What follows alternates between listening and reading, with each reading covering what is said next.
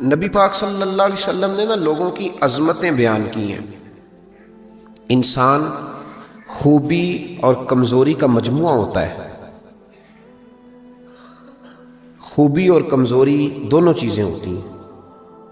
ہمیں بھی حضور نے حکم دیا، جامع ترمذی میں، نسائی میں، طبرانی میں، تینوں جگہ حضرت انس بن مالک کی حدیث موجود ہے۔ حضور نے فرمایا اذکروا محاسن موتاکم، جب تم میں سے کوئی فوت ہو جائے تو اس کی اچھی اچھی باتوں کا ذکر کیا کرو، اس کے محاسن بیان کرو۔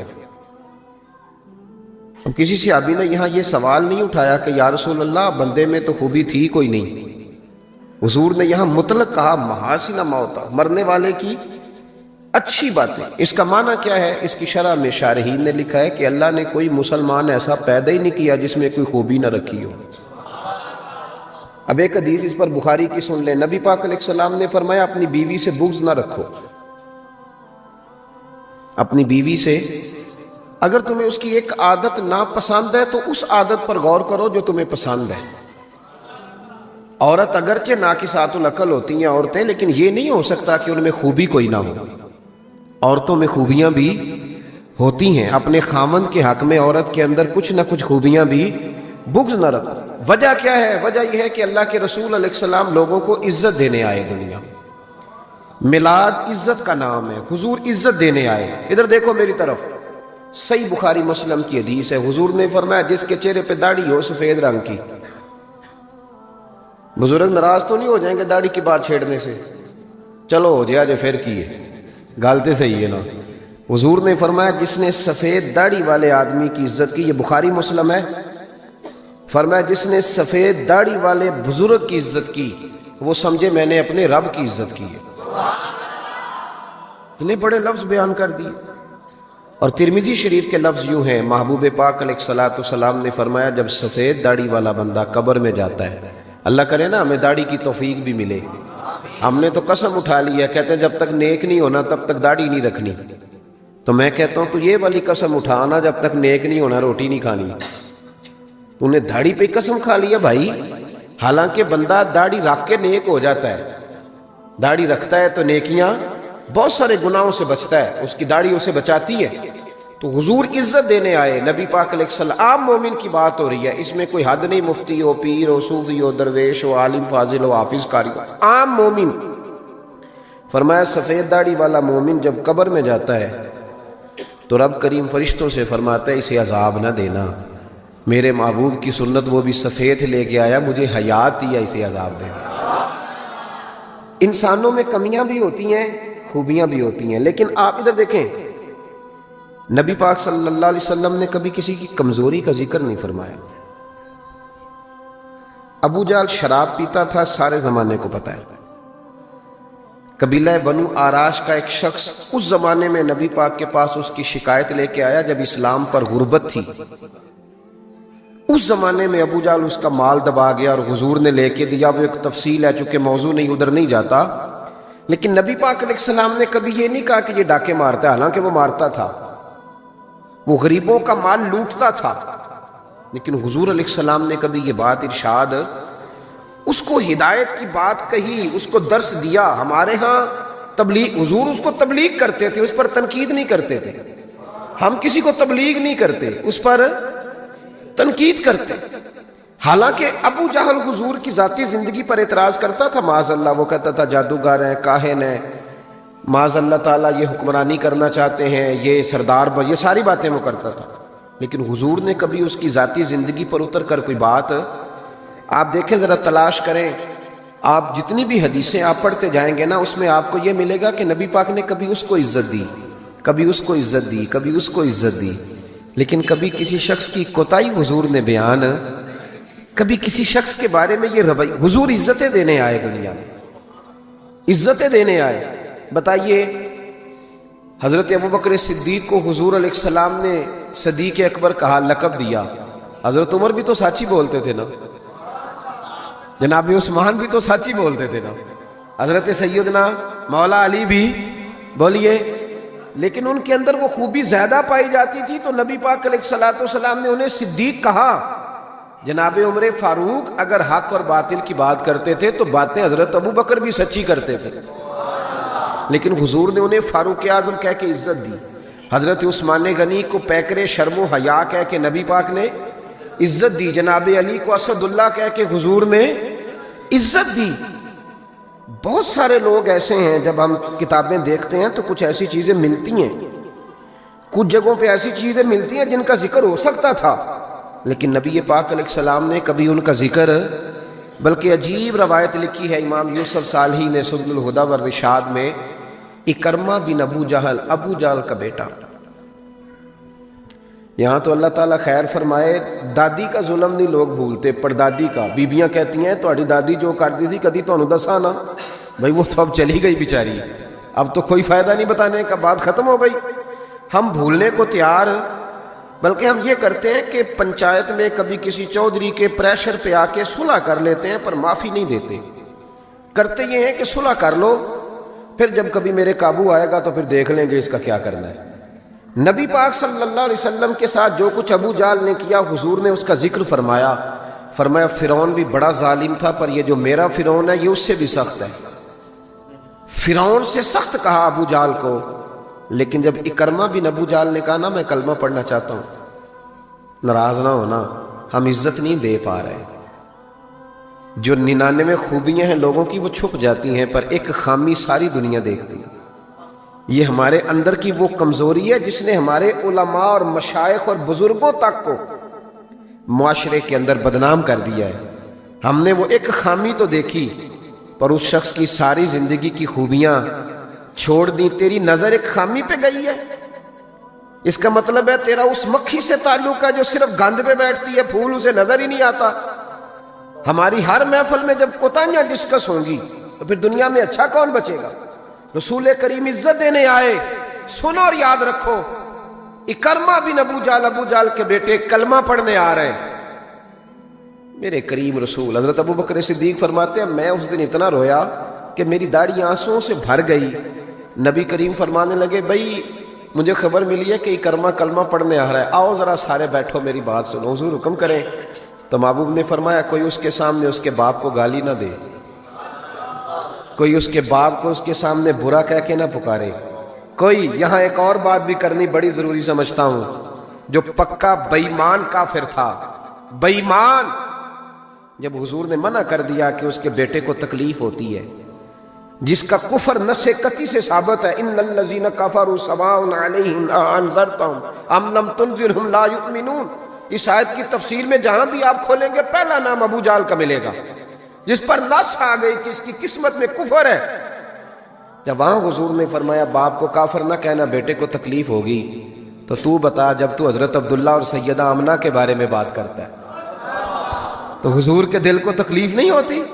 شرم نہیں آتی لوگوں کو؟ حیا نہیں آتی؟ حضور کا دل دکھاتے؟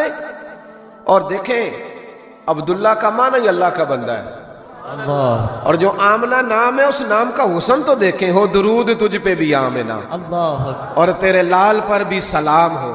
تو تھوڑا آپ بھی پہچانا کریں، جو تیری اماں کو برا کہے تو سلام نہیں لیتا، اور جو نبی پاک کی اماں کے بارے میں بات کہتا ہے تو کہتا ہے مولوی صاحب رل مل کے رہنا چاہیے۔ عجیب بات ہے نا تیری، اس بندے سے سلام لے لیں، اس سے گلا ملا لیں جس کے سینے میں نبی پاک کے والدین کے بارے میں بغض چھپا ہوا ہے، اس شخص سے سینہ ملائیں۔ تھوڑا سا سوچا کریں ہمارا کسی سے جائیداد کا کیا رٹا ہے۔ تو یاد رکھیں اکرمہ جب آ رہے تھے تو نبی کریم علیہ السلام نے فرمایا کوئی اسے اس کے باپ کو اس کے سامنے برا نہ کہے۔ حضرت ابوبکر صدیق کہتے ہیں پھر حضور نے فرمایا کوئی اس کے باپ کا کفر نہ گنوائے، کوئی اس کی زیادتیوں کا ذکر نہ کرے، کوئی اس کے بارے میں کوئی آیت نہ پڑھے، کوئی میرا قول نہ دہرائے۔ حضرت سیدنا ابو بکر صدیق فرماتے ہیں میں رونے لگا تو مجھ سے حضرت ابو دردہ کہنے لگے آپ کیوں رو رہے ہیں؟ تو میں نے کہا میں رو رہا ہوں محبوب کی رحمت للعالمین پہ کہ محبوب یہ کس کے استقبال کی تیاریاں کرا رہے ہو؟ اور ساری زندگی تکلیف دی کن کے استقبال؟ خدا را ساری۔ اب یقین کریں آپ بیٹھ جائیں کسی مجلس میں، ناراض نہ ہونا، علماء اور نیک لوگوں کی بات نہیں کرتا، اپنی اور آپ کی کر رہا ہوں۔ ہم کسی محفل میں بیٹھ جائیں نا، ہم نے اب گناہوں کے نام بدل لیے ہیں، جھوٹ کا نام ہم نے بہانہ رکھا ہے، میں بہانہ کر چڑھیا سے، حالانکہ سچی بات کیا ہے؟ جھوٹ بولا۔ اور یہ غیبت کا نام ہم نے بدل کے گپ شپ رکھا ہے، تھوڑی دیر گپ شپ کریں۔ وہ گپ شپ کیا ہے؟ بڑے بڑے مذہبی لوگ میری طرح کے، جبہ و دستار، وہ ساتھ والی اتنا اپنی جماعت کی تبلیغ کرنا ضروری نہیں سمجھتا جتنا ساتھ والی جماعت پہ تنقید کرنا ضروری سمجھتا۔ یوں لگ رہا جیسے مقابلہ چل رہا ہے مذہبی لوگوں کا آپس میں، ہر آنے والے کو اور ہر ملنے والے کو اور ہر جس آدمی کا نام ہے اس کی کوئی نہ کوئی کوتاہی تلاش کر کے رکھنا ہمارا وتیرہ بن گیا ہے۔ اس مزاج کو بدلنا پڑے گا۔ جب یہ مزاج بدلے گا تو معاشرے میں حسن پیدا ہوگا۔ میری طرح جو آدمی بھی تھوڑا سا ممبر پہ بیٹھنے لگتا ہے وہ کہتا ہے میں ہی دین کا کام کر رہا ہوں، جو جماعت بھی کام شروع کرتی ہے کہتے ہیں صرف ہم نے کیا۔ بھئی تم نے کیا تو تم سے پہلے غیر مسلم تھے سارے، تمہیں کیسے پتا چلا یہ دین ہے؟ تھوڑا تھوڑا نرمی پیدا کریں، رویوں کو ٹھنڈا کریں، اپنے ماحول کے اندر وہ حسن پیدا کریں۔ رسول پاک دنیا میں عزت دینے آئے۔ کنز الاموال کی حدیث سنیں، حضرت عائشہ صدیقہ رضی اللہ تعالیٰ عنہ حدیث کی راوی ہیں، کہتے ہیں میں بیٹھی تھی حضور کی بارگاہ میں، دوپہر کا وقت حضور کے کیلولا کا وقت ہوتا تھا، اس وقت صحابہ نہیں آتے تھے، حضور دوپہر کو تھوڑا آرام کرتے تھے۔ اب تو ہم بڑے بہادر ہیں نا، بالخصوص محفلوں کے لوگ بڑے بہادر ہیں، بڑے دلیر لوگ ہیں، 3 بجے سو کے بھی فجر جماعت سے پڑھ لیتے ہیں۔ یہ دلیری ہے نا جی، حالانکہ بڑا مشکل ہوتا ہے 1-2 بجے سو کے سویرے فجر کی نماز، لیکن میں دلیر سمجھتا ہوں کہ جو بندہ 2 بجے سوئے پھر فجر پڑھ لے، یہ اس کی دلیری ہے۔ یا پھر شب زندہ دار ہوتے ہوں گے، ساری رات جاگتے ہوں گے، یہی ہو سکتا ہے۔ نبی کریم علیہ السلام عشاء کے بعد سو جاتے تھے اور پسند کرتے تھے عشاء کے بعد سونا۔ فجر میں حضور تہجد کے وقت بیدار ہوتے تھے، اور تہجد پڑھنا حضور کی دائمہ اور متواترہ سنت ہے۔ دعا کرو میلاد کی محفلوں میں تہجد کے فضائل بھی بیان ہونے شروع ہو جائیں، آمین تو کہہ دو۔ یہ بھی نبی پاک کی سنت ہے، مٹھائی کھانا صرف حضور کی سنت نہیں، تہجد کی نماز دائمہ متواترہ سنت ہے نبی پاک علیہ السلام، ہمیشہ پڑھی نبی کریم نے۔ تو صبح جلدی اٹھ جاتے تھے۔ اب نیند کی وہ جو کمی انسانی طبیعت میں رہ جاتی ہے، اس کے لیے امت کے لیے اسوہ چھوڑنے کے لیے حضور دوپہر کو آرام کرتے تھے۔ حضرت عائشہ صدیقہ رضی اللہ تعالیٰ عنہ فرماتے ہیں اس وقت بالعموم صحابہ نہیں ملنے آیا کرتے۔ سمجھ آ رہی ہے میری باتوں؟ صحابہ اس وقت ملنے نہیں آتے تھے، ان کو پتا تھا یہ حضور کے آرام کا وقت ہے۔ کہتے ہیں ایک بوڑھی خاتون ایک دن آ گئی دوپہر کو، عام روٹین میں لوگ نہیں آتے تھے، وہ آئی، اس کے ہاتھ میں چھڑی تھی، لاٹھی پکڑی تھی، اس نے دروازے پہ دستک دی۔ جب میں نے پوچھا کون ہے تو وہ عورت بولی، توجہ کرنا بات پہ، حضور آرام کر رہے تھے، کہتے ہیں وہ عورت جب بولی نا، اللہ کے محبوب چارپائی پہ اٹھ کے بیٹھ گئے، اس کی آواز کانوں سے ٹکرائی، حضور اٹھ کے بیٹھ گئے۔ دروازہ کھولا، وہ خاتون اندر آئی تو بڑی دنیا آتی تھی، پر جس انداز میں نبی پاک نے اس کا استقبال کیا ایسا کم ہوتا تھا۔ حضور کھڑے ہو گئے، پھر محبوب پاک نے بٹھایا، پھر حضور علیہ السلام کی میں آنکھوں کا حسن اور روشنی دیکھ کے اندازہ کر رہی تھی کہ اس کے آنے سے حضور بڑے ہی زیادہ خوش ہیں، نبی پاک بڑے خوش ہیں۔ اللہ کے محبوب نے کھجوریں دی، سرکہ دیا، دیر تک حضور ان کی باتیں سنتے رہے۔ حضرت عائشہ صدیقہ کہتی ہے محب ہو کے محبوب نے، کنز الاموال میں حدیث موجود ہے، محب ہو کے محبوب نے باتیں سنی، تسلی سے باتیں سنی، خوش ہو کے سنی۔ 2 قسم کے مہمان آتے ہیں نا، ایک مہمان فون کرتا ہے تو بندہ کہتا ہے میں کوئی نہیں، گھر پھر کبھی آنا، اور ایک مہمان ایسا ہوتا ہے جسے بندہ کہتا ہے اتنی بھی جلدی کیا ہے، ذرا ٹھہر جائیے، تھوڑا رک جاؤ، چائے بن رہی ہے۔ قسمیں ہوتی ہیں مہمانوں کی، کچھ مہمانوں سے دل لگا ہوتا ہے، دل کرتا ہے بیٹھے رہے، ذرا تھوڑا اور بیٹھے، یار تو نہ جایا کر، تو بیٹھا رہا کر۔ ہوتے ہیں کچھ لوگ۔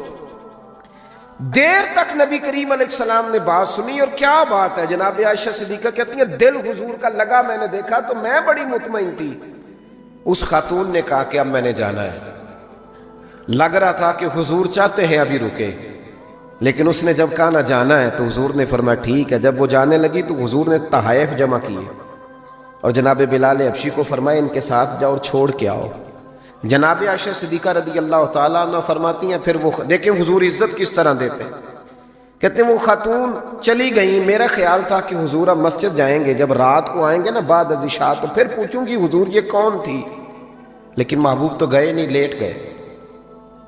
میں اٹھ کے قدموں میں بیٹھی تو حضور کی مقدس آنکھیں کھلی ہوئی، میں نے عرض کی حضور یہ کون خاتون تھی، اور میں نے آپ کو تھوڑا انفرادی دلچسپی لیتے دیکھا، حضور کون تھی؟ جب میں نے پوچھا تو حضور کی آنکھوں میں آنسو چمکنے لگے، حضور اٹھ کے بیٹھے اور فرمانے لگے عائشہ یہ میری پہلی زوجہ ختیجۃ الکبریٰ کی سہیلی تھی، یہ ختیجہ کی سہیلی تھی، اور فرمایا جب ہم مکے میں رہتے تھے تو یہ آیا کرتی تھی، ختیجہ اس کا پرتک پاک استقبال کرتی تھی، اسے کھجوریں کھلاتی تھی، دودھ پلاتی تھی، پھر یہ باتیں سناتی تھی تو ختیجہ اس کی باتوں کا جواب دیتی تھی۔ فرمایا آج اس کی آواز کانوں سے ٹکرائی ہے تو ساری یادیں پھر سے تازہ ہو گئی ہیں۔ فرمایا میں نے اس کے ساتھ وہی سلوک کرنا چاہا ہے جو فاطمہ کی اماں کرتی تھی، میں نے وہی عزت دینی چاہیے جو وہ دیتی تھی۔ اور حدیث کا آخری جملہ اتنا شاندار ہے کہ اس جملے کو یاد کر لیں تو دستور بن جائے ہمارے لیے۔ محبوب نے فرمایا عائشہ حسن العہد من الایمان، تعلق اچھے طریقے سے نبھانا یہ بھی ایمان کا حصہ ہے۔ حسن العہد من الایمان، اچھے طریقے سے تعلقات نبھانا، وعدے نبھانا، عہد نبھانا، یہ بھی ایمان کا حصہ ہے۔ بھائیو حضور نے عزت دی، نبی کریم نے وقار دیا، حضور ہر آنے والے کو عزت دیتے، احترام کرتے۔ ہمارے ہاں نا ایک بات چلتی ہے، میری طرح جو لوگ پیر کہلانے لگتے ہیں یا مولوی کہلاؤں، ان کے ایک بات چلتی ہے، کہتے ہیں میں کیسے جاؤں، میں تو کنواں ہوں تو پیاسے خود آئیں، میں خود جاؤں جا کے کسی کو۔ ہمارے ہاں بھی اشتہار چھپتے ہیں، دروازہ دستک دے کے کوئی دعوت نہیں دیتا کہ آج محفل ہے آ جانا، یہ رواج نہیں ہے ہمارا۔ حالانکہ اشتہار چھپانا تو بدعت ہے، چلو بدعت حسنہ کر لیں، یہ الگ بات ہے کہ اس والی بدعت پر مولوی کوئی نہیں بولے گا، چونکہ سب کے نام لکھے ہوتے ہیں نا، ان کے بھی لکھے ہوتے ہیں، لہذا اس بدعت کا ذکر نہیں کرتے۔ حالانکہ حضور کے زمانے میں اشتہار، صحیح بات کہہ رہا ہوں، اس کا نام نہیں لیں گے، چونکہ ان کا بھی موٹا کر کے لکھا ہوتا ہے نا اشتہار پہ نام، تو فائدہ ہے، اس کا ذکر نہیں کریں گے۔ اشتہار چھاپنا تو بدعت ہے، چلے بدعت حسنہ صحیح، دروازے پہ جا کے دین کا پیغام دینا یہ تو حضور کی سنت ہے، لیکن وہ شان میں کمی آتی ہے نا، وہ کیسے کو جائے، کہتے ہیں جی ہم جناب کنویں ہیں تو پیاسے خود آئیں، تو نبی پاک نے تو یہ فلسفہ نہیں بیان کیا، حضور تو طائف چلے گئے تھے، حضور تو تبوک چلے گئے تھے، نبی پاک سے بڑا کنواں بھی کوئی ہو سکتا ہے؟ اے ساقی تیری خیر تیرے میں کدے کی خیر، ایسی پلا کہ جس کا نشہ عمر بھر رہے، ایسا بھی کنواں کوئی ہو سکتا ہے؟ لیکن موج ہے نا ہماری، ہم ان باتوں میں اڑ گئے۔ اس کا نقصان یہ ہوا ہے کہ وہ جس کا شوق ہوتا ہے وہ تو آ جاتا ہے، لیکن سب کا شوق نہیں ہوتا، کچھ کا شوق بنانا بھی پڑتا ہے، اس کے دروازے پہ جانا بھی پڑتا ہے۔ تو نبی رحمت سید عالم صلی اللہ تعالی علیہ وآلہ وسلم لوگوں کو عزت دیتے، حضور وقار دیتے، آنے والے کا اکرام کرتے۔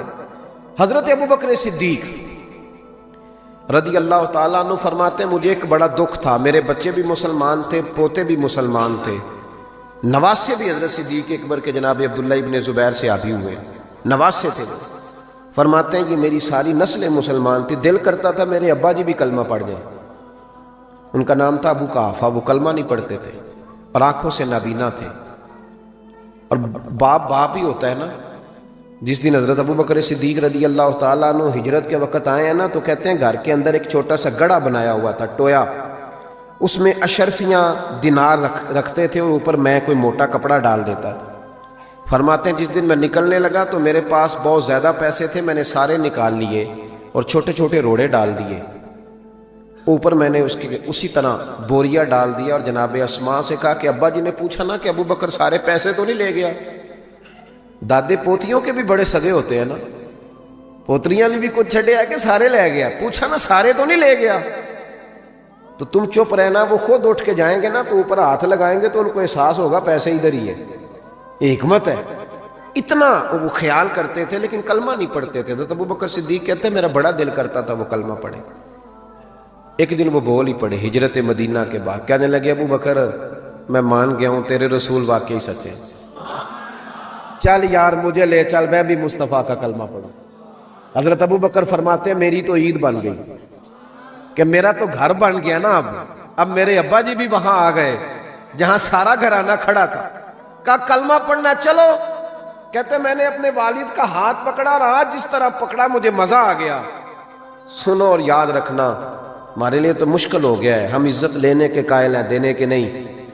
کہتے ہیں جب میں مسجد نبوی میں حضور کو لے کے آیا، اپنے والد کو لے کے آیا نا حضور کی بارگاہ میں، نبی کریم ممبر پہ بیٹھے تھے، ابھی کلمہ پڑھا نہیں، پڑھنے آئے ہیں۔ کہتے ہیں حضور ممبر پہ بیٹھے تھے، میں اپنے نابینا اور بوڑھے والد کو لے کے آیا، نبی کریم اٹھ کے کھڑے ہو گئے. کسی کو عزت دینے سے عزت بڑھتی ہے، کم نہیں ہوتی. کوئی حرج نہیں، کوئی حرج نہیں. اگر آپ ابا جی کے آنے پہ کھڑے ہو جائیں تو اپنے ابا جی ہیں، کوئی مسئلہ نہیں، کوئی حرج نہیں. اگر قاری صاحب جو مسجد کے امام ہے، چلو ہم سے تنخواہ ہی لیتے ہیں، پر قاری صاحب کو نہ دیکھو، اس ممبر کو دیکھو جس ممبر پر وہ بیٹھتے ہیں. کوئی مسئلہ نہیں بھائی، ٹھیک ہے تو چودھری صحیح، ہم تو قاری صاحب کو سوٹ بھی 27ویں کو دیتے. کیوں بھلا 27ویں تے دیندے ہو نا اتنے بھی، اس واسطے کہ کدے سواں کے پا نہ لین، کیونکہ 27ویں تو بعد تے درزی پھڑدا ہی کوئی نہیں. وہ کہندے ساڑھے نال دا پا لیا تے نال رل جائے گا، اس کو وہ والا نہیں دینا، 27ویں پہ دیتے. کس کس بات کا ذکر کیا جائے؟ عزیز دوست یاد رکھ اور سمجھ. اور اب تو پیروں سے بڑا شکوہ ہے، بہت سارے پیر بھی کہتے ہیں، کہتے ہیں مولویاں کول کی ہے. میں کہ خدا دے بندہ جڑا مولوی ہوندا ہے، او دے کول ہی تو سارا کچھ ہوندا ہے. انما یخشى اللہ من عبادہ العلماء. اللہ کریم فرما رہا ہے کہ جو میرے عالم بندوں میں سے عالم ہے وہ اللہ سے ڈرتے ہیں. تو کس قسم کی بات کر رہا ہے؟ بہرحال یہ عنوان نہیں، ورنہ اس پہ بات کرتا. نبی کریم اٹھ کے کھڑے ہوئے تو حضرت صدیق اکبر عرض کرنے لگے، یا رسول اللہ میرے والد کلمہ پڑھنے آئے. یہ لفظ ساری زندگی یاد رکھنا، بھولنا نہ. عرض کی حضور ابا جی کلمہ پڑھنے آئے، توجہ ہے میری بات پر، کلمہ پڑھنے آئے ہیں. پتہ ہے میرے محبوب نے کیا فرمایا؟ نبی کریم فرمانے لگے، ابو بکر یہ بوڑھے بھی تھے، نابینا بھی تھے، بیمار بھی تھے، اگر ان کا ارادہ بن گیا تھا تو مجھے بتاتے، میں گھر آ کے انہیں کلمہ پڑھا دیتا. نعرہ تکبیر، دونوں ہاتھ اٹھا کے نعرہ رسالت، تاجدار ختم نبوت، تاجدار ختم نبوت. اور میرے اعلیٰ حضرت فاضل بریلوی رحمۃ اللہ لکھا، ادھر دیکھو میری طرف. اعلیٰ حضرت نے لکھا ہے، تو نبی پاک کا لباس پہن لے، رب تجھے عزت دے دے گا. کوئی نہیں سمجھ آئی آپ کو بات کی؟ اے کئی منڈے پینٹ کوٹ پا کے ساڑھتے رو پاندے نے، کہنے قاری صاحب تسی پڑھے کنا ہو؟ تو عالم اگر بتائے نا کہ میں درس نظامی کیا، کہنے نہیں وہ تو ٹھیک ہے، پڑھے کنا ہو؟ کمال موقع ہی پہ درس نظامی کے عالم سے پوچھتے پڑھے کنا ہو؟ تیری نظر بی اے پڑھیا ہی بندہ پڑھیا ہوندا ہے، بھاویں وہ 6 باری سیپلیاں دے کے پاس ہویا ہوگا. کیا تماشا ہے؟ اس تماشے سے باہر آئے. نبی پاک صلی اللہ، ادھر دیکھو میری طرف. میں تو شکوہ کرتا ہوں کئی دفعہ اپنے نعت خانوں سے بھی اور نقیب سے بھی اور قاری صاحب سے بھی، میں کہتا ہوں ساری عزت نبی پاک کے نام پہ، اور تو کہہ رہا ہے چھوٹی داڑھی میں سونا لگوں گا. میں کل حدیث پڑھ رہا تھا بخاری سے، حضرت ابو معمر رضی اللہ تعالیٰ عنہ نے حضرت خبیب سے پوچھا کہ نبی پاک زور اور عصر کی نمازوں میں قرات کرتے تھے؟ ادھر دیکھو میری طرف. زور اور عصر میں قرات کرتے تھے؟ حضرت خبیب کہنے لگے کرتے تھے. کہا آپ کو کیسے پتہ ہے؟ کہنے لگے جب میں نماز پڑھتا تھا تو حضور کو چھپ چھپ کے دیکھا کرتا تھا. اور اگلے لفظ سنو، کہنے لگے زور اور عصر میں نے حضور کی داڑھی کو ہلتے دیکھا ہے. نبی پاک کی داڑھی کو چھوٹی ہوئے تو ہل دیے، یہ پوری ہوئے بٹھتے تاں ہی ہل دیے. چھوٹی داڑھی ہلتی ہوئی نظر، وہ تو تھوڑی ہلتی ہے، داڑھی نہیں ہلتی. تو داڑھی جو سرکار کا طریقہ ہے اس کے مطابق رکھیں، اپنی مرضی کی نہ رکھیں. نبی رکھ جو لی تو چھوٹی والے نے بھی لوگ مولوی صاحب ہی کہنا ہے. اور ویسے بھی داڑھی کا تو وزن ہی کوئی نہیں ہوتا. کیا ہوتا ہے؟ یہ وجود کا حصہ ہے، جسم کا حصہ ہے، حسن ہوتا ہے. حضرت صاحب ہمارے وزن تو نہیں ہوتا پر داڑھی کا حسن ہوتا ہے. سبحان اللہ. اعلیٰ حضرت فرماتے ہیں تو حضور کا لباس پہن لے. نبی پاک کا ایک بڑی خوبصورت بات لکھی ہے آپ نے ملفوظات میں. فرماتے ہیں اورنگزیب عالمگیر بڑا سیاںا بادشاہ تھا.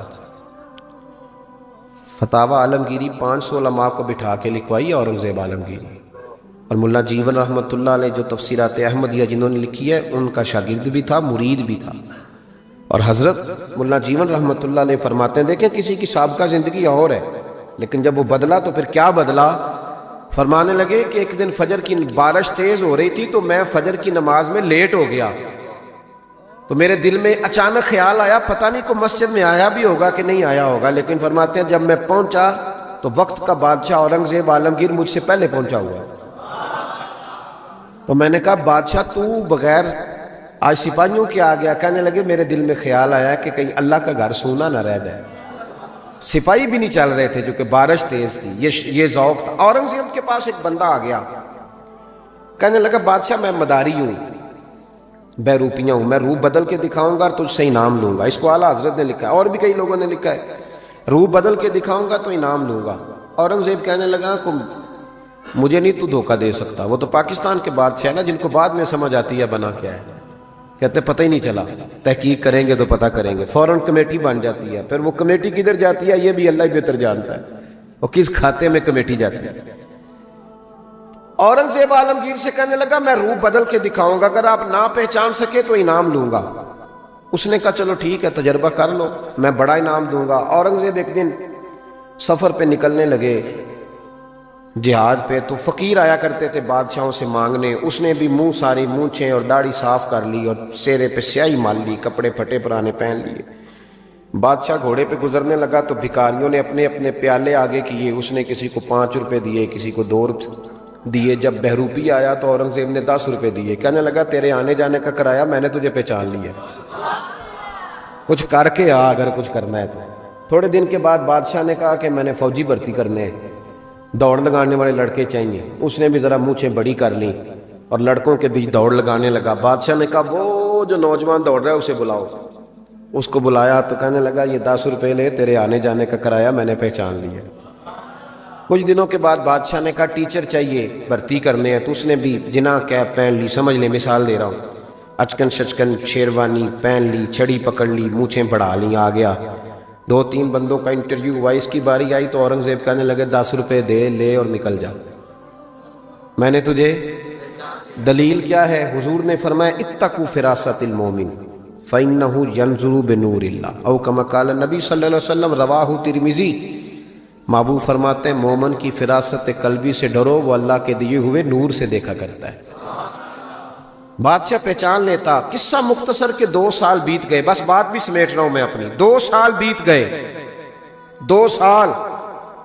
بادشاہ ایک سفر پہ جا رہا تھا, فوج ساتھ تھی, 10,000 کا لشکر تھا. ایک پہاڑی کے پاس سے بادشاہ گزر رہا ہے تو بادشاہ نے دیکھا کہ ترچھی سی چٹان ہے, پہاڑی ہے, تو لوگ جا بھی رہے ہیں آ بھی رہے ہیں. یہاں کیا ہے؟ انہوں نے کہا جی ایک درویش بابا بیٹھا, لوگ دعائیں کراتے ہیں. پرانے سارے لوگ یہ اللہ والوں کو مانتے تھے, یہ ڈائریکٹ والے ابھی آئے ہیں, سارے اللہ والوں کو مانتے تھے. اورنگزیب عالمگیر کہنے لگا میں بھی اچھے کام جا رہا ہوں, میں بھی دعا نہ کرا لوں. بڑی بادشاہ آپ کو پتہ ہے نازک مزاج ہوتے ہیں. ہمارے ہاں تو پیر اور پیر زادے بھی بڑے نازک مزاج ہوتے ہیں. 6 لوگوں نے ٹیشو پیپر پکڑے ہوتے ہیں پیر صاحب کے بیٹے کے, 4 آدمیوں نے جوتے. پھر یہ شہزادہ کیسے جہاد کرے گا؟ اسی لیے اس کو تھوڑی سی گرمی لگتی ہے تو فٹافٹ مان جاتا ہے, کسی میدان میں کھڑا نہیں رہ سکتا, اس کے لیے مشکل ہوتا ہے. آمدام برسرے مطلب وہ بادشاہ بڑی مشکل سے, بوڑھا بھی ہو گیا, نازک مزاج بھی تھا, اوپر چڑھا پہاڑی پہ. جب اوپر گیا تو پوچھا جناب ملنا ہے پیر صاحب سے. انہوں نے کہا لائن لگی ہوئی ہے, تو بھی لائن میں لگ جا. ہمارے پیر صاحب کا کوئی طریقہ نہیں, بادشاہ امیر غریب سارے لائن میں لگ کے ملتے ہیں. بادشاہ لائن میں لگ گیا, 50 آدمی کھڑے تھے. اب 50 کے بعد باری آئی, عطایات کی حالت میں بابا جی کے آگے بیٹھ گیا. بابا جی کا جبہ کبا دستار, میں جہاد کے لیے جا رہا ہوں. بزرگوں نے ہاتھ اٹھائے, دعا مانگی, پھر 2-3 نصیحتیں بھی کر دیں کہ بیٹا دیکھنا اگر کسی وجہ سے خدا نہ خواستہ ناکامی ہوئی تو مایوس نہ ہونا, کامیابی ملی تو تکبر نہ کرنا, اور تھپکی دی. بادشاہ الٹے قدم جب غار سے نیچے اترا تو پلو جھاڑ کے کھڑا ہو گیا. کہنے لگا آج نہیں نہ پہچانا تو نے, لا میرا انعام, آج نہیں نہ پہچانا. بادشاہ کہنے لگا آج تو مروا دیا یار تو نے, کہاں میں چڑھا کہاں میں رکا, تھک گیا, گرمی کتنی ہے. بہرحال مزہ آیا, اورنگزیب کو دھوکہ دیا, مزہ تیرا پورا آیا. بتا تو کیا لے گا؟ ہیرے جو سب سے قیمتی ہوتے تھے نا وہ بادشاہ اپنے تاج میں لگوایا کرتے تھے. کہنے لگا وہ جو تیرے تاج میں ہیرے لگے ہیں نا وہ چاہیے. بادشاہ نے کہا یار تو نے اورنگزیب کو دھوکہ دیا, بات بہت بڑی ہے, وہی مل جائیں گے. اس نے تاج اتار کے بہروپیے کے قدموں میں رکھا اور کہنے لگا یہ تو نے مانگا ہے نا, میں جہاد سے واپس آتا ہوں تو دوبارہ آنا, اپنی مرضی سے بھی تجھے دوں گا, تو نے حد کر دی. جب اس نے دیا اور بادشاہ نے رخ پھیرا تو بہروپیے نے آواز دی. کہنے لگا بات سن یار. بادشاہ نے چہرہ بدلا تو کہنے لگا اپنا تاج لے جا, ضرورت نہیں. اس نے کہا تجھے کیا ہوا؟ کہنے لگا نہیں ضرورت, لے جا. بات کیا ہے, 2 سال ہو گئے تجھے محنت کرتے, تو نے کتنے روپ بدلے, اور آج ملا ہے تو کہتا ضرورت نہیں. بہروپیہ رو پڑا اور کہنے لگا بادشاہ میں نے اپنے نبی پاک کا لباس نا جھوٹ موٹ پہنا ہے, جھوٹ موٹ. झूठ मूठ की पगड़ी, लोगों की जेबों पे डाका डालने के लिए झूठ मूठ की दाढ़ी, झूठ मूठ हुजूर का लिबास पहना झूठा, और तेरे जैसे बादशाहों के ताज मेरे कदमों में आ गए हैं। अगर मैं सचमुच रसूलुल्लाह का गुलाम बनूंगा तो अल्लाह कितनी शानें अता फरमाए, सचमुच बनूंगा तो रब क्या देगा। बहलते किस जगह जी अपना बहलाने कहाँ जाते, तेरी महफिल से उठकर तेरे दीवाने कहाँ जाते। खुदा का शुक्र शम्मा रुख लिए आए हो महफिल में, अगर पर्दों में छुपे रहते तो परवाने कहाँ जाते। खुदा आबाद रखे सिलसिला ये तेरी निस्बत का, वगरना हम भरी दुनिया में पहचाने कहाँ जाते। और आला हज़रत फरमाने लगे फरिश्ते भी करते हैं ताज़ीम मेरी, फिदा हो के उन पर ये इज्जत मिली है। इज्जतें दरवाज़ा रसूल पे हैं। बाकी कोई शख्स कहता है मैं दौलत के बलबोते पे इज्जत हासिल कर लूँ तो वो तेरी दौलत की इज्जत है, तेरी ज़ात की नहीं। जो कहता है मैं कुर्सी के बलबोते पे इज्जत हासिल कर लूँ तो मियाँ जब तक तू कुर्सी में है तब तक तेरी इज्जत है। जो शख्स कहता है मैं किसी के 7 लाख की इज्जत हासिल कर लूँ तो उसकी ज़ाती एक इज्जत ज़ाती है। वो कौन सी? जो रब रसूल अता करते हैं। उस इज्जत की तरफ सफ़र करें, उनके तरीके के मुताबिक चलें। मिलाद शरीफ का महीना आ रहा है, आज तो वैसे भी 28 सफ़र है। हज़रत सैयदना इमाम हसन रदी अल्लाह ताला अन्हु का यौम शहादत, रबीउल अव्वल शरीफ आ रहा है। यकम रबीउल अव्वल से 12। हमारे यहाँ ना सबसे ज़्यादा काम होता है बहस करने का। बहस नहीं करनी, काम करना है। जो पूछे ना झंडियाँ लगानी है कि नहीं, उनसे को तू झंडियों की बात करता है, मेरा तो दिल करता है ताड़े तोड़ के छत पे लगा दो। ये हुजूर का मिलाद है। सबसे ज़्यादा आपने ये करना है कि दुरूद शरीफ कसरत से पढ़ना है। पढ़ेंगे इंशाअल्लाह ताला। नहीं, वादा नहीं ले रहा, वादा नहीं, आपने अपने लिए पढ़ना है। तस्बीह ले लें। कोई बंदा कहे ना दिखावे के लिए पढ़ा, तो क्या यार ठीक है दिखावे से। तस्बीह हाथ में होती है तो मेरा तजर्बा है कि चलती भी रहती है। आप हाथ में रखें तो इंशाल्लाह चलेगी भी। तो कोई कहे ना वे बड़ा बाबा तस्बीह को, ठीक है यार कोई बात नहीं, मुझे पढ़ने दो। एक तो आपने ये काम करना है। दूसरे नंबर पे मिलाद शरीफ का जब लंगर पकाना है ना, तो जो 50,000 चौधरी दे उसकी सदारत नहीं रखानी महफिल मिलाद पे। जो मोहल्ले के गरीब लोग हैं उन्हें फ्रंट सीट पे बिठाना है। हमारी महफिल मिलाद में भी जिसके हाथ में नोटों की दथी होती है उसका सारा कुछ होता है। गरीब मिलाद की महफिल में भी पीछे बैठते हैं। जिनके कपड़े मैले हैं उन्हें आगे बिठाओ, ताकि पता चले कि नबी पाक इन लोगों को इज्जत देने तशरीफ लाए। और जब आप चावल तकसीम करें ना, तो जो चौधरी साहब होते हैं वो उलमा के साथ खाना खा रहे होते हैं अंदर, और गरीब कहते हैं ओए तू 2 शापर ले गए। मेहरबानी करें गरीबों को बिठा के लंगर दें, और हो सके तो उनके घरों में पहुंचा के कोशिश फरमाएं, मिलाद में इज्जत दें। और तीसरी बात, नबी पाक ने सबसे ज़्यादा बेटियों की बात की है। मेरा मशवरा है कि छोटी बड़ी ईद बेशक बेटी को ना दिया करो, ईद मिलाद पे जोड़ा ज़रूर दिया करो बेटी। ईद मिलाद पे जोड़ा दिया करो। और भाइयों याद रखो, अपनी बीवी को बंदा लाख रुपया भी दे तो वो इतनी तारीफ नहीं करती, वो कहती है सारा ज़माना देता है। बहन को बंदा 600 का जोड़ा ले आए ना, दिया है ना कभी जाके, तो वो रो के कबूल करती है और कहती है मेरा भाई बड़ा नेक है, मेरा ख्याल करता है। ईद मिलाद पे हुजूर ने बेटी को और बहन को इस ईद पे आपने कबल अज़ वक़्त जाना है 12 रबीउल अव्वल शरीफ से पहले, और जाके ईद दे के आनी है बहनों और बेटियों को, और बताना है कि इसलिए ईद देने आए हैं कि रसूल पाक ने मिलाद पे सबसे ज़्यादा बात बेटी और बहन की। इंसानों का मुआशरा इंसानियत वाला मुआशरा तब बनता है जब वहाँ अखलाकी पुख्तगी और अखलाकी बुलंदी आ जाती है। अल्लाह तबारक व तआला उस मुआशरे पर बड़ी रहमत करता है जहाँ लोगों के अंदर दरगुज़र होता है, खुददारी होती है, माफ़ करने का जज्बा होता है, सच बोलने का शौक़ होता है। लोग सिर्फ वो वाला रिस्क खाते हैं जो उनके लिए हलाल हो।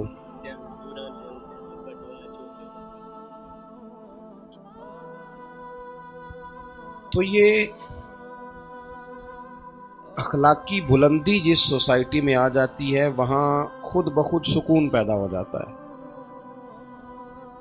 हमारा मिजाज इस तरह का होता है कि हम चाहते हैं कि देखो मैं दूध लेने गया था खालिस नहीं मिला, घी लेने गया था खालिस नहीं मिला, मैं बाज़ार से मसाला जात लेने गया था खालिस नहीं मिला। ये हमारा मसला नहीं। ہمارا مسئلہ اس دن حل ہوگا جس دن جو کام میں کرتا ہوں وہ میں صحیح کر کے کرنا شروع کر دوں گا۔ آپ یہ ڈیمانڈ چھوڑ دیں کہ سارے لوگ فلاں فلاں فلاں فلاں فلاں ٹھیک ہو جائے۔ آپ جو ایک کام کرتے ہیں وہ صحیح کر کے کرنا شروع کر دیں، اپنے کام پر توجہ دینی شروع کر دیں۔ آپ اگر کچھ اور نہیں بیچتے، صرف دودھ بیچتے ہیں، آپ دودھ خالص دینا شروع کر دیں، امید ہے گھی والا بھی خالص دینا شروع کر ہی دے گا۔ اپنا کام اگر صرف ٹھیک ہو جائے، اپنی اخلاقی پختگی دیکھیں۔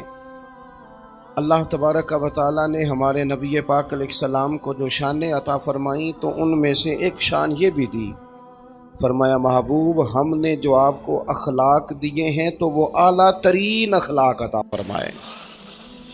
وَإِنَّكَ لَعَلَىٰ خُلُقٍ عَظِيمٍ، اے محبوب علیہ السلام ہم نے آپ کو خلق عظیم کا مالک بنایا۔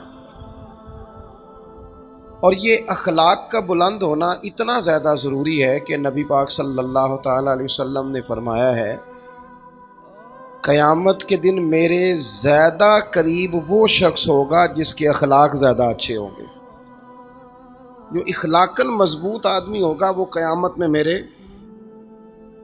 اللہ کرے آپ موبائلوں پہ توجہ کم دے اور میرے اوپر زیادہ دے، آمین تو کہہ دیں، دعا مانگی ہے میں نے۔ اللہ کرے کبھی کبھی موبائل جیب میں بھی جائے، آمین تو کہہ دیں۔ اللہ تعالیٰ سکون عطا کرے، اس سے کبھی تھوڑا سا نا ادھر ادھر بھی آپ ہوا کریں، کچھ نہیں فرق پڑتا۔ آپ توجہ کریں کیا عرض کرنا چاہتا ہوں۔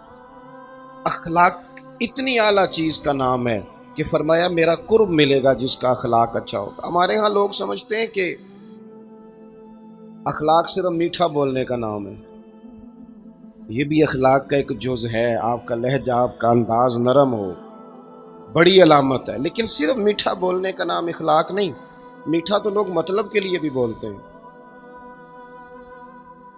اخلاق اور ہوتا ہے، ٹریننگ اور ہوتی ہے، ان دونوں چیزوں میں فرق ہوتا ہے۔ جہاز کا جو عملہ ہوتا ہے نا وہ ٹریننگ یافتہ ہوتا ہے، ان کی تربیت ہوتی ہے کہ تمہارے پاس پیسنجر 14,000 والا بھی ہو نا، وہ جو آدمی جہاز پہ ڈیوٹی کر رہا ہے ہو سکتا ہے اس کی تنخواہ 2 لاکھ سے زیادہ ہو، اور مسافر جو چڑھا ہے وہ 14,000 کی ٹکٹ لے کے بیٹھا ہے کسی ڈومیسٹک فلائٹ پہ، تو اس کو حکم ہے کہ تو چاہے اس سے زیادہ پڑھا لکھا ہے اور زیادہ مالدار ہے پر تو نے بولنا اخلاق کے ساتھ ہے، جی جی کرنا ہے۔ دکاندار جو اچھا سیل مین ہوتا ہے وہ کبھی تلخ نہیں بولتا، کبھی نہیں۔ آپ کپڑا لینے چلے جائیں تو وہ جا کے آپ نے اس سے کہا کہ جناب کپڑا دکھائیں، 2 4 5 نہیں، وہ 10 تھان کھول دیتا ہے۔ آپ نے کہا نہیں نہیں وہ یہ نہیں، میں تیرے پاس ہے ہی نہیں جو مجھے چاہیے، تو کہتا ہے نہیں میں نے کچھ پیچھے بھی رکھے ہوئے ہیں، ادھر سے بھی وہ نکال کے لاتا ہے۔ پھر بھی آپ نے اس کے ساتھ سخت بات ہی کی کہ تجھے کہا تھا نا کہ تیرے پاس وہ نہیں ہے جو مجھے چاہیے، تو پھر بھی وہ ناراض نہیں کرتا، وہ کہتا ہے میں نے نا کچھ دنوں میں مال اور لانا ہے، آئیے گا میں آپ کا مطلوبہ بھی آپ کو دے دوں گا۔ لیکن جب آپ دکان کی سیڑھیاں اتر جاتے ہیں نا تو پھر وہ اصل بات کرتا ہے، پھر وہ کہتا ہے کہ سوٹ انہیں ایک لینا ہے، نخرو تکو دے کنے نے۔ اب جو اس نے بات کی وہ امام باقر رضی اللہ تعالیٰ عنہ سے کسی نے کہا کہ یہ بندہ جب اس نے عہدہ لینا تھا نا، جب اس نے MPA بننا تھا، مثال دے رہا ہوں، جب MNA بننا تھا تب تو یہ کچھ اور تھا، اب یہ بدل گیا ہے۔ تو امام صاحب فرمانے لگے نہیں، یہ عہدہ لینے کے لیے بدلا ہوا تھا، بعد میں اپنی اصل جگہ پہ آ گیا ہے۔ اس وقت بدلا تھا جب اس کو چاہیے تھی، تمہاری ضرورت تھی، کوئی ضرورت نہیں ہے، پسینے والا آدمی نہیں اچھا لگتا ہے MPA صاحب، لیکن اب مجبوری ہے نا اس کی۔ وہ رات کو جب تنہائی میں اپنے ووٹروں کے ساتھ، خاص لوگوں کے ساتھ بیٹھتے ہیں تو وہ تبصرے کرتے ہیں، کہتے تک کو یار کڈا مشکل کام ہے، ریڑی والے دے بھی تردے کرنے پہنتے، یہ مخلص نہیں ہوتے الا ماشاءاللہ، مخلص ہو تو انداز اور ہو۔ میری بات کی سمجھ آ رہی ہے آپ حضرات؟ اخلاق اس بات کا نام ہے ہی نہیں کہ آپ صرف میٹھا بولتے ہیں۔ سنو میرے جوانوں، یاد رکھنا، اخلاق صرف میٹھا بولنے کا نام نہیں، اخلاق سچ بولنے کا نام ہے۔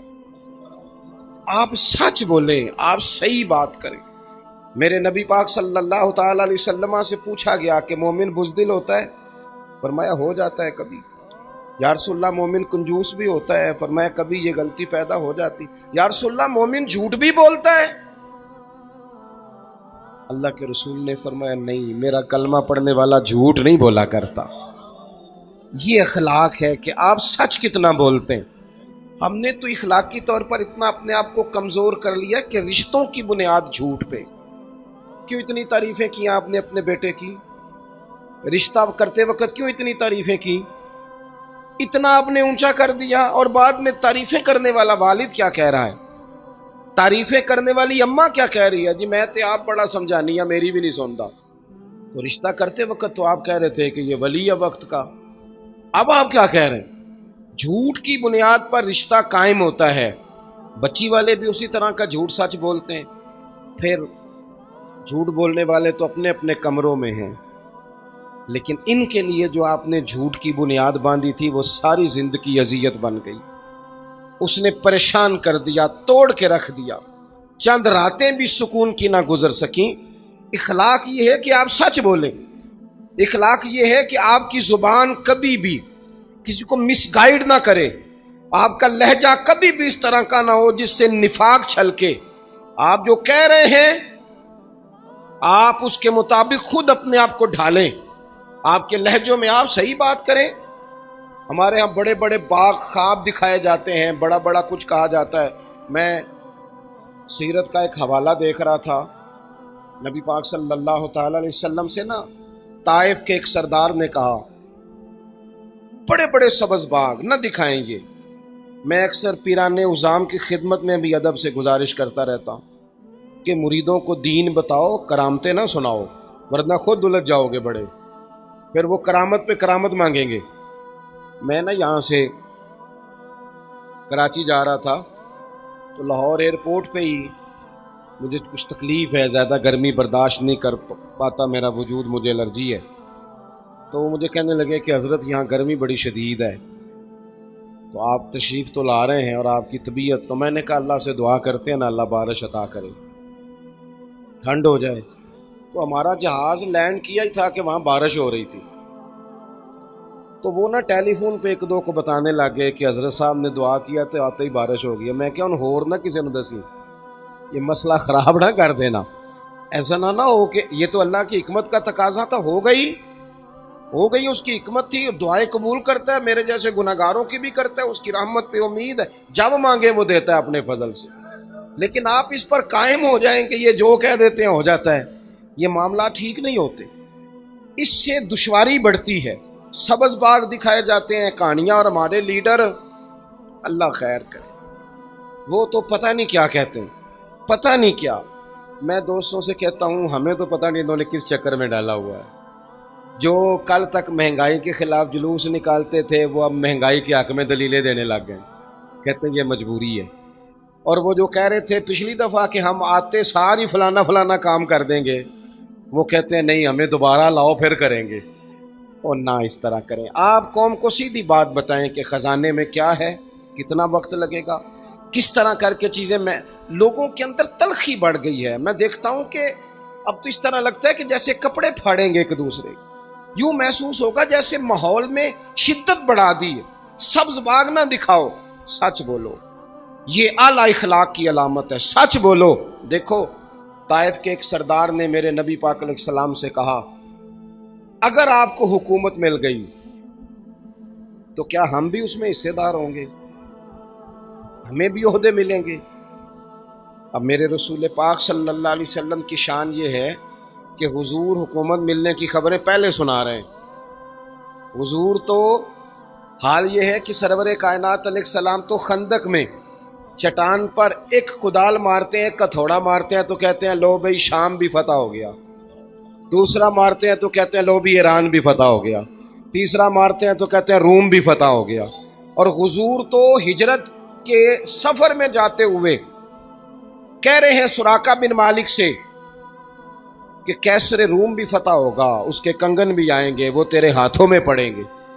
اتنی بڑی بڑی خبریں حضور رکھتے ہیں اور دیتے ہیں کہ دنیا فتح ہوگی، لیکن جب اس نے کہا نا، اب لوگ بڑی بڑی باتیں نہیں سناتے، جھوٹ بولتے ہیں، کہانیاں سناتے ہیں، لیکن حضور نے سیرت کیا دی جب اس نے کہا کہ ہمیں بھی موقع ملے گا اس میں، تو یہ میرے کریم کا انداز ہے بات کرنے کا۔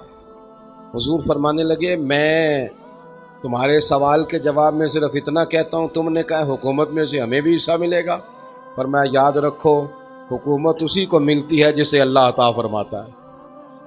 بس یہ محتاط جملہ ہے، بات ختم ہو گئی۔ جسے رب دیتا ہے اسے ملتی۔ ہم تمہیں کوئی بات کیوں دکھائیں؟ ہمارے ہاں سچ بولنے کا جب چلن ہو جائے گا نا، ایک سردار تھے، امام راضی نے لکھا ہے، اپنے قبیلے کے سردار تھے، وہ حضور کی بارگاہ میں کلمہ پڑھنے آئے اور کھل کے بات کی، عرض کی یا رسول اللہ صلی اللہ علیہ وسلم، میری 4 بیماریاں ہیں، 4 گناہ ہیں معاذ اللہ میرے اندر، اور میں خود بھی تنگ ہوں اپنی ان 4 باتوں سے۔ حضور میں نے بڑی کوشش کی ہے لیکن یہ 4 چیزیں میری جان نہیں چھوڑتی۔ ایک تو معاذ اللہ میں چوری کا عادی ہوں حضور، ایک میں شراب کا رسیہ ہوں معاذ اللہ، نقل کفر، کفر مباشر، ایک میں عورتوں کی طرف جاتا ہوں، اور چوتھی بات یہ ہے کہ میں بات بات پہ جھوٹ بولتا ہوں حضور، میں چھوڑ نہیں سکتا، اور شیدائی ہوں کہ آپ کا کلمہ بھی پڑھ جاؤں۔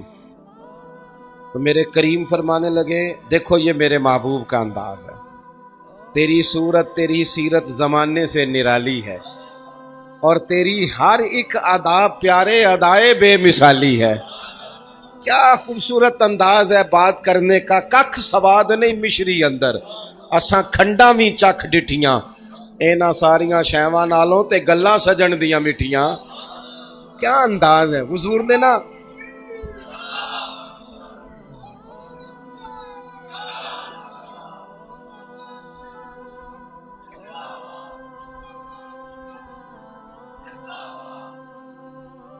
نبی کریم صلی اللہ تعالی علیہ وسلم نے نا تھپکی دی، یوں پشت پہ پیار کیا، اور حضور نے نا پیار کر کے فرمایا 4 نہیں چھوڑ سکتے تو ایک تو چھوڑ سکتے ہو نا، ایک چھوڑ دو گے؟ وہ کہتے ہیں میرے دل میں اب بات گھومنے لگی کہ شراب بڑی حرام ہے، نجس ہے، چھڑوائیں گے، چوری بڑی خطرناک ہے، کسی کے حق پہ ڈاکہ ہے، یہ چھڑوائیں گے، پھر خیال آتا تھا کہ بدنگاہی بڑا جرم ہے، یہ چھڑوائیں گے۔ ہمارے ہاں لوگ چوری کو تو جرم سمجھتے ہیں، جھوٹ کو کہاں کو جرم سمجھتا ہے؟ سیانے بندے سے پوچھے نا کہ جھوٹ بولا تو کہتے نہیں وہ تو سیاسی بات کی تھی، ختم ہو گئی۔ اور عام آدمی سے پوچھیں، عام غربا سے، آپ نے جھوٹ بولا؟ کہتے نہیں میں نے تو بہانہ کیا تھا۔ بھئی آپ نے جھوٹ بولا تھا، بس آپ نے جھوٹ کا نام بدل کے بولا ہے وہ جھوٹ ہی۔ اور میں آپ کو بتاؤں، کسی مجبوری میں کبھی کسی نے اپنے بیٹے سے کہا ہوگا، مجبوری میں کسی کے پیسے دینے ہوں گے، کوئی بندہ ویسے تنگ کرتا ہوگا، کسی مجبوری میں ایک دفعہ کہہ دیا پتر، اسے جا کے کہہ میں گھر کوئی نہیں، ایک دفعہ آپ نے کہا، شاید مجبوری میں کہا ہو، پھر ساری زندگی آپ روئیں گے کہ پتر میرے ساتھ تو سچ بول، تو لاہور جاتا ہے تو بیٹا مجھے لاہور کا بتا، روتا ہے باپ، لیکن وہ ایک دفعہ آپ نے جھوٹ کی عادت ڈالی، وہ زندگی بھر جاتی نہیں۔ تھک گئے منت کر کر، یہ اتنا بڑا اخلاقی جرم ہے۔ وہ تاجر کہتے ہیں، وہ سردار کہتے ہیں، میرے دل میں خیال تھا کہ ان 3 برائیوں میں سے کوئی چھڑوائیں گے۔ حضور نے فرمایا تو اس طرح کر، جھوٹ بولنا چھوڑ دے، جھوٹ نہیں بولنا، جو بولنا ہے سچ بولنا، جھوٹ نہیں بولنا۔ کہتے ہیں میں تو سمجھتا تھا یہ شاید سب سے چھوٹا جرم ہے، اور حضور نے فرمایا جھوٹ چھوڑ دے۔ کہتے ہیں میں نے کہا جی ہو گیا وعدہ، پڑھ لیا کلمہ، گھر آ گیا، شراب کے قریب گیا تو دل میں خیال آیا اگر شراب پی کے مسجد میں جاؤں گا اور کسی صحابی نے بو سونگ کے کہا کہ شراب پی ہے، جھوٹ تو بولنا نہیں اور سچ بولوں گا تو شرمندہ کتنا ہوں گا کہ یہ حالت لے کے حضور کی بارگاہ میں آیا۔ کہتے ہیں اٹھائی بوتل دیوار سے دے ماری، پھر کسی کا مال رات کو نظر پہ آ گیا، ابھی مجھے صاحب بتا رہے تھے کہ ابھی آتے آتے بھی کسی کا بٹوا چوری ہو گیا۔ دیکھو کتنی کو دیر کھائے گا کو بندہ، اگر کسی نے کسی کا موبائل لے لیا، پیسے لے لیے، کتنی وہ ملا رومی کہتے ہیں کہ چور تھا تو اس کا بیٹا کہنے لگا کئی دنوں سے فاقہ ہے ابا جی تو چوری کرنی ہے، اس نے کہا وہ جو سامنے گھر ہے نا یہاں دیا جل رہا وہاں سے چوری کر لا۔ کہنے لگا ابا جی اتنے مالدار تو نہیں ہے، کہنے لگا پتر کچھ نہ کچھ مل ہی جاتا ہے، میں نے کئی دفعہ چوری کی ہے۔ اس کا بیٹا کہنے لگا ابا تو نے وہاں کئی دفعہ چوری کی ہے، تیرے گھر دیا نہیں جلا لیکن وہاں تو آج بھی جل رہا ہے۔ کبھی ناجائز پیسوں سے بھی دیے جلے ہیں، کبھی چوری کے پیسوں سے بھی دیے جلے، ایسا بھی کبھی ہوا؟ کبھی نہیں ہوتا۔ یہ نہیں ہو سکتا کہ آپ کسی کے بچوں کا حق مار کے اپنے گھر لے آئیں اور پھر آپ کا بچہ بڑی تعلیم حاصل کر جائے، اخلاقی بلندی لے جائے۔ یہ کیسے ہو سکتا ہے کسی کے بچے بے سکون ہوں اور آپ اپنے گھر میں سکون سے سو جائیں؟ آپ جائز پیسے لائیں تاکہ گھر میں پیسے بھی آئیں اور سکون کی نیند بھی آئے، تاکہ وہ مال آئے جو ذہن کو کھولے، کند ذہن نہ بنائے۔ کہتے ہیں کہ میں چوری کے قریب جانے لگا تو خیال آیا اگر صبح لوگوں نے پوچھا چوری کی تو نہیں تو جھوٹ تو بولنا نہیں نا، اور سچ بولوں گا تو بنے گا کیا؟ کہتے ہیں تینوں کام گئے۔ پھر میرے دل میں خیال آیا میں اس عورت کی طرف بڑھا جہاں میں جاتا تھا، اس رستے جا رہا تھا تو ایک جگہ تو یوں بھی لکھا ہے کہ اس نے پوچھا مسلمان تو نہیں ہو گئے؟ سنا ہے مسلمان ہو گئے۔ اور ایک یہ ہے کہ کہتے ہیں جاتے ہی دل میں خیال آیا اگر وہ پوچھے گی مسلمان ہو گئے ہو، اگر کہوں گا ہاں پھر کیا بنے گا؟ مسلمان ہو کے یہ کام کرتا ہوں، اور اگر کہوں گا نہ تو جھوٹ تو بولنا ہی نہیں نا۔ حضور نے منع کیا ہے، فرماتے ہیں میرے باقی تینوں بھی چھوٹ گئے۔ میں آ کے مسجد شریف میں بیٹھا اور حضور کا چہرہ دیکھ کے درود پڑھنے لگا، اور میرے دل سے بار بار آواز آتی تھی کریم تیرے کرم کے صدقے جاؤں، ایک جھوٹ چھڑوایا ہے میرے سارے ہی گناہ چھوٹ گئے ہیں، سارے چھوٹ گئے۔ اپنی زندگی کے اندر سنیں جی،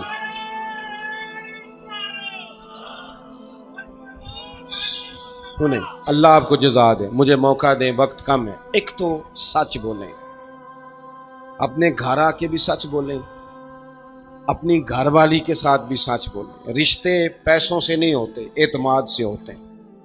سچائی والی زندگی گزاریں۔ دوسرا حضور نے ہمیں ایک اخلاق بڑا سکھایا، وہ یہ ہے کہ رزق ہمیشہ پاک صاف کھائیں۔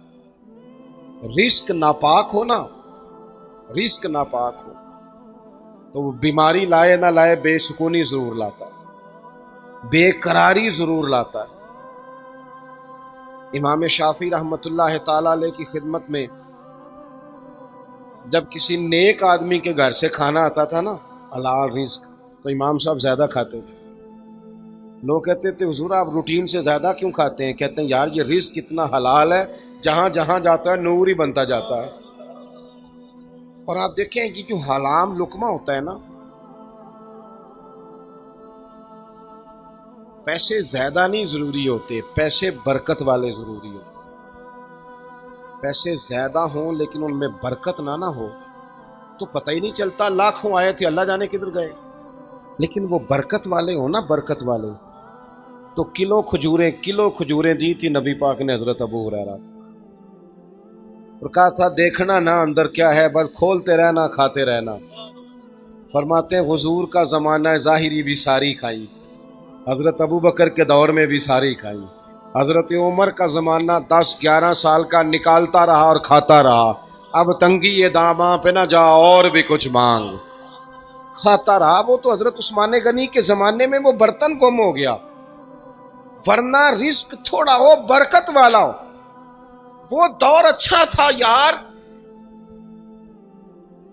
جب اماں سویرے سالن دے کے کہتی تھی کہ ہور نہیں ملنا دوجیاں نو بھی دینا ہے، وہ دور اچھا تھا۔ جب اماں رات کو کہتی تھی نا کہ اتو لیاؤ نہ کڈ کے اور رات دیا روٹیاں، تھوڑا جا پانی لائیے تے انہاں نو گرم کریے، رزق ضائع نہیں کریے۔ وہ بڑا اچھا زمانہ تھا۔ جب ابا جی کہتے تھے لو پترو بچیو میں تانوں پڑھولے چ دانے پاتے جے تے ماں تہاڈی مرتبہ نے 4 پاتا جے، ہن تانوں پرواہ۔ کتنا اچھا تھا دور، بخار ہی نہیں چڑھتا تھا، لوگ دیر تک پتہ ہی نہیں چلتا تھا کوئی بیمار ہو گیا۔ اعلیٰ غذائیں، ہوٹل سجے ہوئے، برگر کی دکانیں سجی ہوئی، پیزے آ رہے، لیکن تلخیاں ہیں کہ جان نہیں چھوڑتی، سکون ہے کہ قریب نہیں آتا، بے ہنگم سوسائٹی، بکھرا اور الجھا ہوا معاشرہ، حلال اور طیب روزی۔ پتہ ہے رزق حرام نقصان کیا کرتا ہے؟ او میرے دوستوں میں بات کہنے لگا ہوں، خدا را ضائع نہ کرنا۔ پتہ ہے رزق حرام نقصان کیا کرتا ہے؟ پتہ ہے رزق حرام نقصان کیا کرتا ہے؟ رزق حرام بندے اور رب کا رشتہ کمزور کرتا ہے، اللہ سے رشتہ کمزور۔ وہ مالک جو گناہگاروں کی بھی قبول کرتا ہے، خطاکاروں کی بھی قبول کرتا ہے۔ اللہ کے رسول صلی اللہ علیہ وسلم نے ایک شخص کو دیکھا، وہ دعا مانگ رہا ہے، تو فرمایا یہ دیر تک بھی دعا مانگتا رہا تو اس کی قبول نہیں ہوگی۔ حضور رب تو کریم ہے، وہ تو کرم کرتا ہے، فرمایا نہیں قبول ہوگی۔ وجہ فرمایا جو اس نے کپڑے پہنے ہیں وہ حرام پیسوں کے، جو اس نے کھایا ہے وہ حرام پیسوں کا ہے، جو اس نے پیا ہے وہ حرام پیسوں کا ہے۔ اور جب یہ حرام پیسوں کا سارا کچھ ہو تو جتنا مرضی کشکول بڑا کر کے دعا مانگی جائے وہ قبول، اس سے بڑا بھی کوئی نقصان ہوگا کہ اللہ سے رشتہ کمزور ہو جائے۔ دعائیں جو مومن کا ہتھیار ہیں اسی سے بندہ محروم ہو جائے۔ لقمہ حلال طیب، ہمارے ہاں ترتیب بدل گئی ہے۔ ہم رزق کے معاملے میں او بھائی اگر گوشت مردار جانور کا ہو کھا لیں تو الٹی آ جاتی ہے نا جی، وہ کسی نے کان میں کہا کہ مردار ہے، تو اگر 5 لاکھ حرام ہو تو پھر بھی الٹی آنی چاہیے۔ اگر 20 لاکھ حرام کا ہو تو وہ ہمارے ایک دوست کہا کرتے تھے کہ عجیب کرائیٹیریا ہم نے بنایا ہے، عجیب ہم نے میرٹ بنایا ہے۔ ایک شخص نے ایک مہنگا جوتا کہیں گرا ہوا دیکھا، 1 پاؤں ملا اسے، مہنگا جوتا تھا، تو وہ اس نے شور کیا یہ کس کا ہے، یہ کس کا ہے، یہ کس کا ہے؟ تھوڑا سا وہ ڈھونڈ رہا ہے یہ مالک کون ہے، اس کا ڈھونڈ رہا ہے۔ تھوڑا سا آگے گیا تو اسے جوتے کا دوسرا پیر مل گیا، پھر اس نے مالک ڈھونڈنا بند کر دیا۔ اس طرح کا تقویٰ نہ اختیار کریں، آپ دیانت کے ساتھ اپنی زندگی گزاریں۔ تیسری اور آخری بات جو آپ سے بڑی گزارش کرنی ہے آپ کی خدمت میں، پھر بات کو سمیٹنا ہے، ایک تو سچ بولیں، رزق حلال کھائیں، اور دوسرا دوسروں پر زیادہ توجہ نہ دیں، اپنے اوپر زیادہ توجہ دیں۔